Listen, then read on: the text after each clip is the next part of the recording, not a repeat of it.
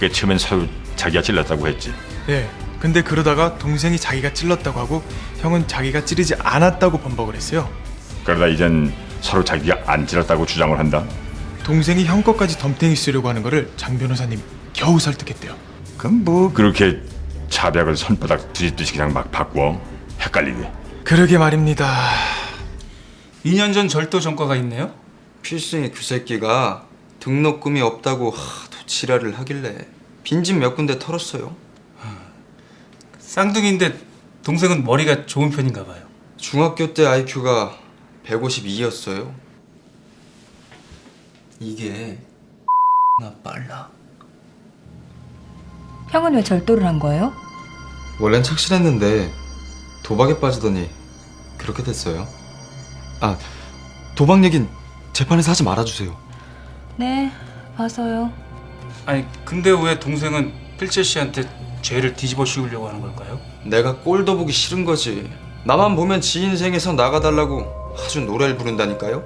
그래서 이번 사건으로 필재 씨를 감옥에 보내려고 했다? 그죠. 내가 절도 전과까지 있으니까 다들 내가 범인이라고 생각할 거 아니야.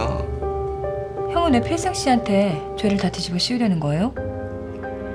형은 늘 내 인생을 부러워했어요. 대학도 다니고 전과도 없고 똑같은 얼굴인데 왜 인생이 이렇게 다르냐면서. 제가 가진 모든 걸 다 질투했어요. 혹시 필승 씨 여자친구도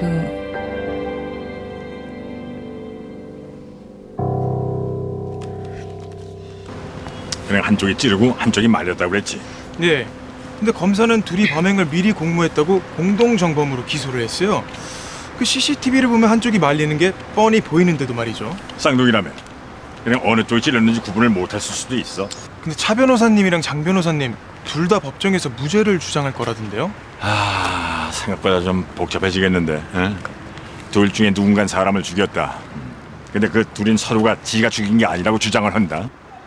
그 또 두 사람은 생긴 게 똑같은 쌍둥이다. 살인범이 어느 쪽인지 밝혀내지 못하면 이태원 살인 사건처럼 미궁 속으로 빠질 수도 있겠죠. 그래서 둘 다 풀려나는 수도 있겠지. 그걸 막으려고 검사는 공동정범으로 기소를 한 거고. 피고인 정필승과 정필재는 한날 한 장소에서 공모해 돈을 훔쳤고 피해자 함기수가 나타나자 피고인 정필승은 준비해간 칼로 피해자를 살해했습니다. 물론 정필재는 범행 당시 동생 정필승을 말리기는 했습니다. 그러나 그 이전에 동생이 칼을 소지하고 있다는 것을 알고 있었다는 점, 충분히 살인을 예측할 수 있었다는 점만으로도 공동정범이 성립됩니다.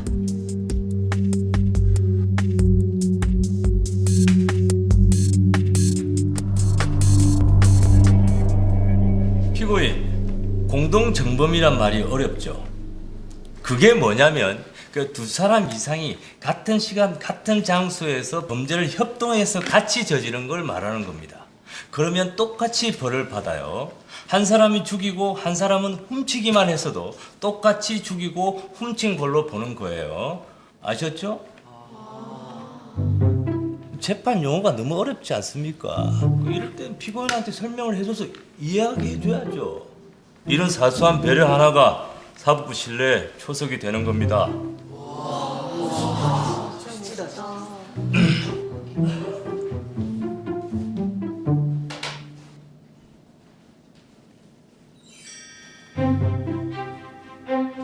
먼저 피고인 정필승의 변호인부터 의견 말씀해 주세요.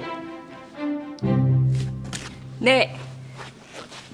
피고인 정필승은 공소 사실을 부인합니다.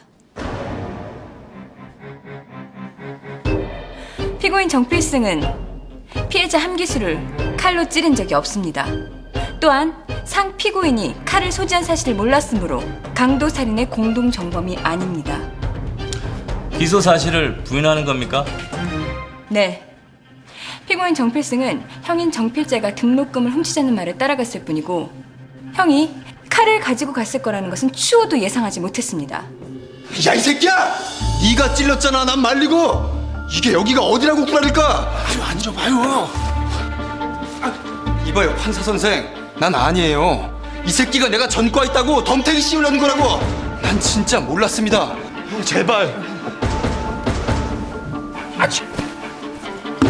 피고인 조용히 하세요. 한 번만 더 순서 없이 얘기하면 바로 퇴정 조치하겠습니다. 계속하세요. 검사가 내가 모르는 증거를 가지고 있는 게 있어?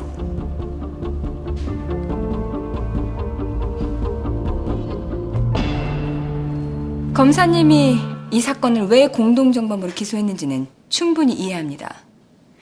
누군가가 죽었고 사건 현장을 기록한 CCTV도 존재합니다. 그러나 누가 죽였는지는 도저히 가릴 수가 없었겠죠. 지금 보시다시피 똑같이 생긴 쌍둥이니까요. 가릴 수 없다고 놔줄 수는 더더구나 없었을 겁니다. 이 사건으로 안타까운 한 생명이 죽었으니까요. 그래서 검사님은 공동정범으로 기소를 한 겁니다. 칼을 가지고 있는 걸 알고 있었다는 이유로 두 사람을 하나로 묶은 거죠. 그러나 이 두 피고인 모두 다른 한쪽이 칼을 갖고 있었다는 걸 몰랐다고 합니다. 물론 둘 중에 하나는 거짓말을 하고 있는 거겠죠. 그러나 이 말은 다른 한쪽은 참말을 하고 있다는 뜻이기도 합니다.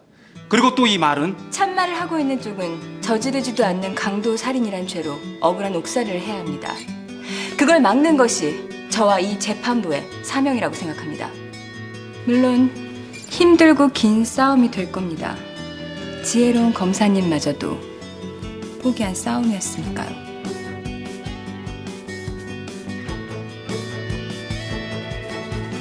그러나 그 싸움을 재판부만큼은 포기해서는 안 된다고 생각합니다. 아니, 이미 그렇게 생각하고 계시리라 믿습니다. 진실을 밝히고 정의를 사수하는 데 드는 시간은 결코 아까운 게 아니니까요.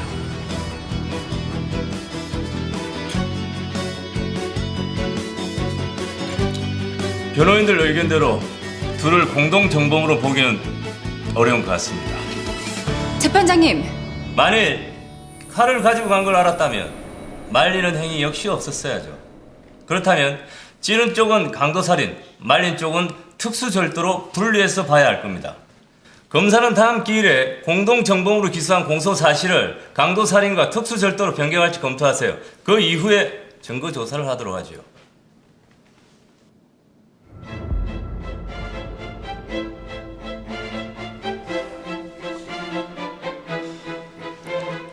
이게 무슨 말이냐면요. 우리 재판부는 둘이 같이 짜고 범죄를 저지른 게 아니라고 본다는 뜻입니다. 그러니까 검사님한테 공소장 제목을 각각 두 사람 죄에 맞게 바꿔달라고 얘기하는 거예요. 검사님의 기소를 바로 잡는 것도 우리 재판부가 해야 할 아주 중요한 일입니다. 아셨죠? 사법부 신뢰를 위하여.